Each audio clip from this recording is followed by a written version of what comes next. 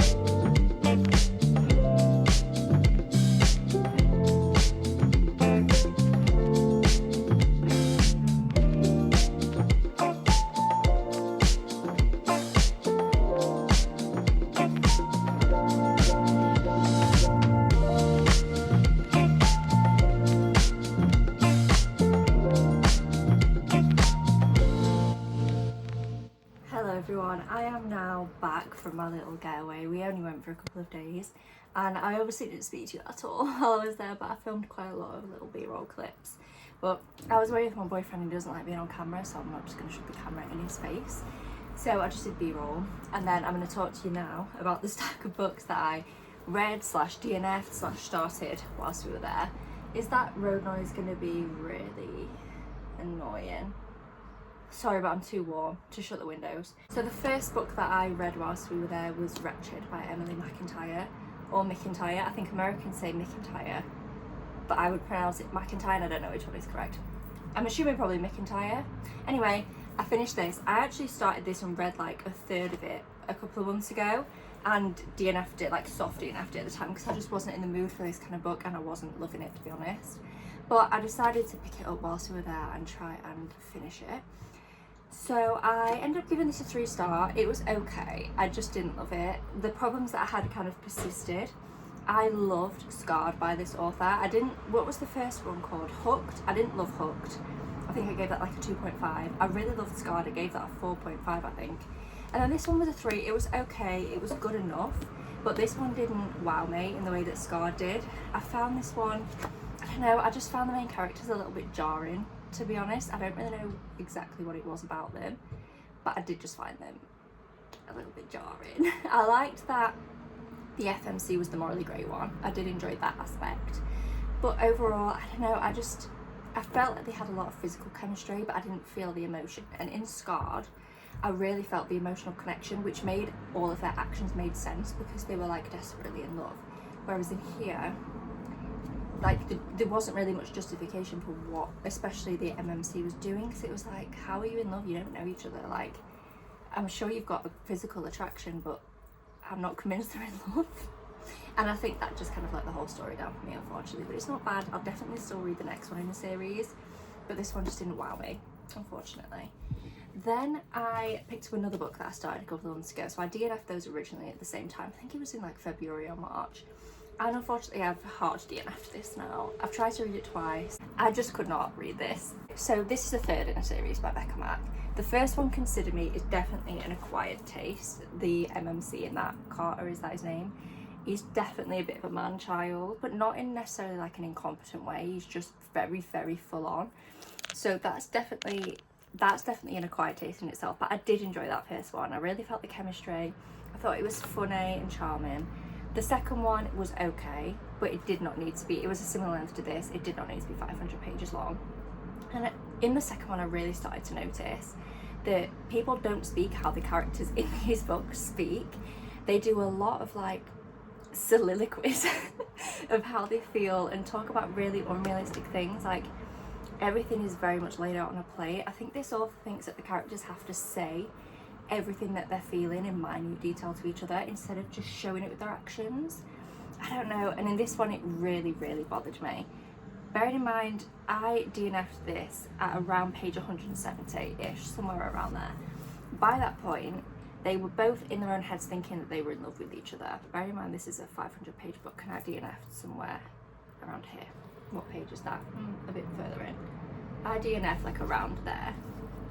And we've still got all of this to go. And yeah, I just could not move the endless paragraphs of them waxing lyrical to each other. Like, shut up, you've known each other a week. Even if you've known each other years, I don't need to see that every page. Like, just show each other that that's how you feel. Anyway, so that's it. That is a DNF. I will not be continuing that series now. Then I started 2 other books that I haven't finished. So these are the current reads that we're going to carry on with for the rest of this week and maybe a little bit into the beginning of next week. 2 fantasy books, but very different. We'll start with this one because I'm only on chapter 2 and I don't think it has a very complex premise to talk about. Basically, our main character, let me remind her, Saphira, is living in this like really, really small town, and her nan passes away and leaves her some money. And her dream, Saphira's dream, has always been to open a baby dragon cafe. So where they live, dragons are pets, and most establishments don't let baby dragons in because they're very destructive. They like breathe fire on everything. And Saphira really wants to open a cafe that welcomes in baby dragons. She doesn't come from a family, basically the way that the dragons work. I think anyone can get one, but like they don't really. I don't know how to explain. The same families tend to have dragons in like every generation. It's not like you go to Pets at Home. Please actually don't in real life go to Pets at Home anyway. But just to explain this, you don't just go and buy a dragon from Pets at Home. It seems to be more of like, they're very expensive as well to keep. So I think it's almost like a status, like a wealth thing to have a dragon. So she knows that she's not really in a financial position to have a dragon. She doesn't come from a family that has them. So she wants to create a space where she can be around dragons. So she does. She opens this cafe. And that's basically as far as I've got so far. I think there is aromas. This is your point of view. We've also got Aiden. I don't know him yet. I haven't read his chapter yet. I've only read one chapter of this book. And I assume they're just going to fall in love, I don't know, in this cafe. But yeah, it's cute. I'm not obsessed with the writing style. It's in third person, which isn't inherently a problem.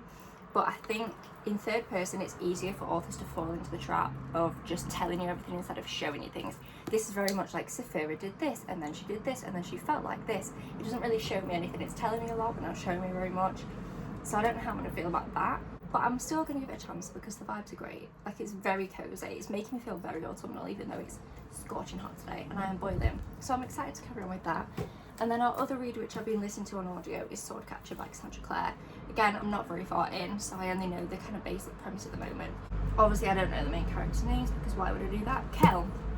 Kel is an orphan, and someone turns up one day at the orphanage and says, come with me to the palace. And he's like, no thanks, I don't really want to do that. But he ends up going, and basically he has to pose as the prince. Like, he's only a child, by the way, for context. They say that the prince is ill, and they need someone to like take his place at this dinner, and they choose Kel to do that. But I don't think that's why they actually choose him. I don't know why yet, because I'm not far enough in. I've barely read any of this either. But I've got a feeling that's not the reason. I've got a feeling this is going to be some kind of lasting relationship that he has with the royal family, and something more. I hope something more is going to come of it, because look at the size of this book. I've not had the best track record with Cassandra Clare books, to be honest. I don't love the Shadowhunters books.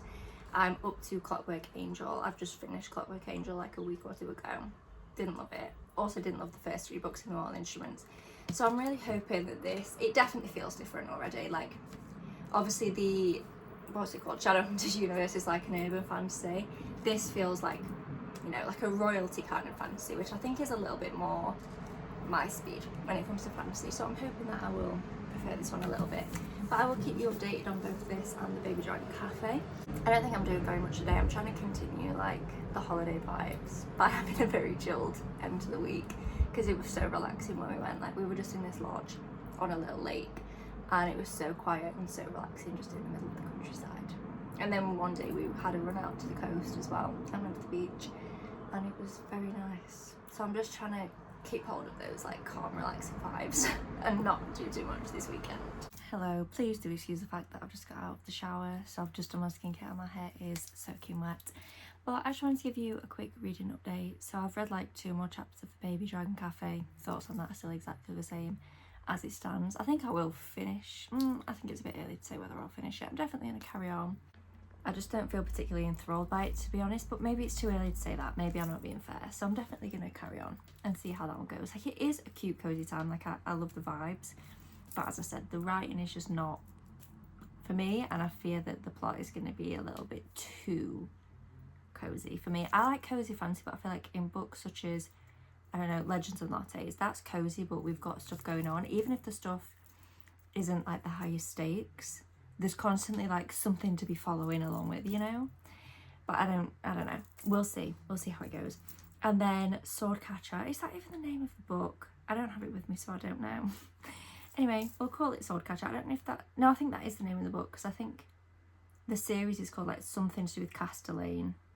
Anyway, I'm just over halfway through now, and my interest has slightly waned. I think for the first maybe 200-ish pages, I was loving it. Like, loved the vibes. As I said, I'm starting to learn that I think the more royalty type fantasy is my kind of fantasy.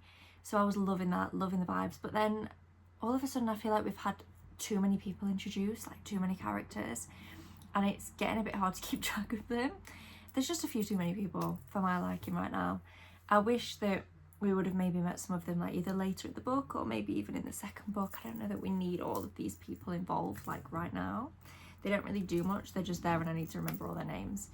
So I'm still enjoying it, but I just think it's too long. Like, there's no reason that I can see as of yet as to why it needed to be this long.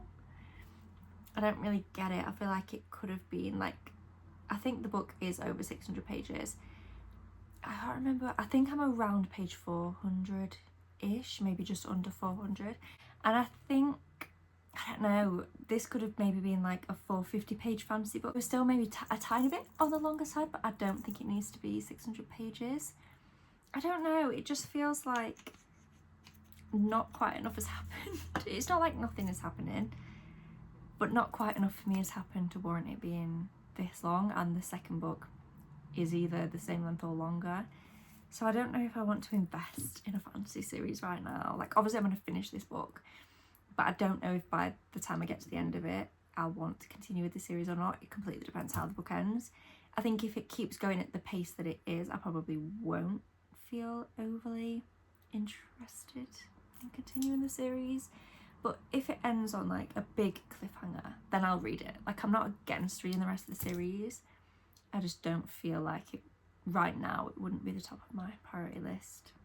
But we'll see. I'm still liking the vibes, as I said. It's just, I don't know how to explain it, because it's not even like I need things to pick up a bit. Like, it's not that nothing's happening. It's just, I don't know, not as like hard hitting as I would have liked, I think, by this point in a book.